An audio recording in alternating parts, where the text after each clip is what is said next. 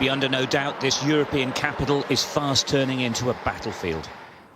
There are troops on street corners and under bridges. Armoured vehicles constantly crisscross the city, bolstering positions, waiting for the enemy. The Ukrainian military are fighting, but they will struggle to hold on. Tanks, APCs and trucks manoeuvre beneath the road arches. They're attempting to shield themselves from attack from the skies, holding on until the Russian infantry and paratroopers attempt to get further into Kyiv by road and on foot. Well, that's the expectation anyway. There's been a huge exodus from the city. Those left behind attempt to thumb lifts, heading west. Others stop passing cars and ask if they're heading their way. More often than not, it's a fruitless hope. The air raid sirens are irregular now. It's scary stuff. With their belongings, they try to hurry off the streets. Most head for the metro stations, trying to get underground. Mums and dads and their little ones, trying to find safety if they can't find a way out. Everyone feels exposed. Everyone feels vulnerable. Well, that's a haunting sound of the air raid sirens. It's pushing people into taking cover. You just heard a crump of an explosion. It's like this all over the city now.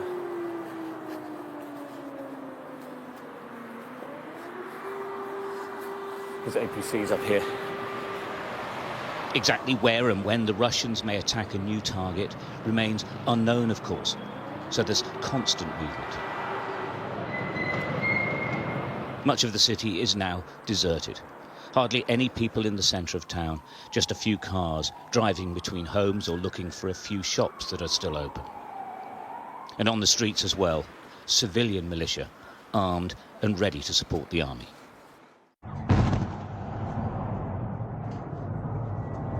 Huge explosions woke everyone in Kyiv as the Russian mission continues. Fiery debris falling onto residential buildings below. This is life in Kyiv now. The country's president making exactly that point. Коли бомби падають у Києві, це відбувається. When bombs fall on Kiev, it happens in Europe, not just in Ukraine.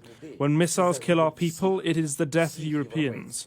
I demand greater security for Europe, greater protection for Ukraine as part of a democratic world.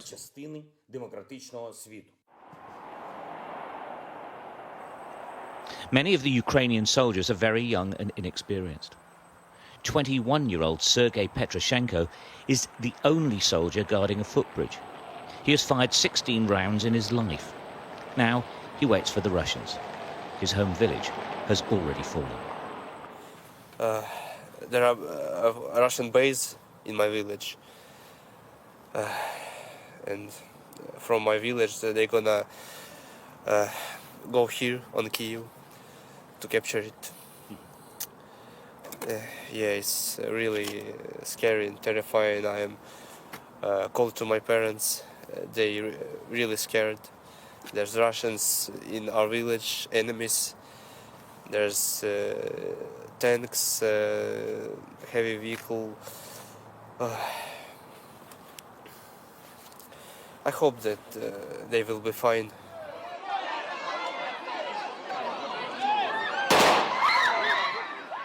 In their thousands, they descended on the central railway station, trying to get seats on any train heading south. Guards firing into the air, trying to maintain order. It rarely works with people already traumatized. It was chaotic and desperate, but that is what it's like here now. The fear of the unknown is what's so difficult for the people. Ukraine is holding its breath while the world watches on. Stuart, Ramsay, Sky News, Kyiv.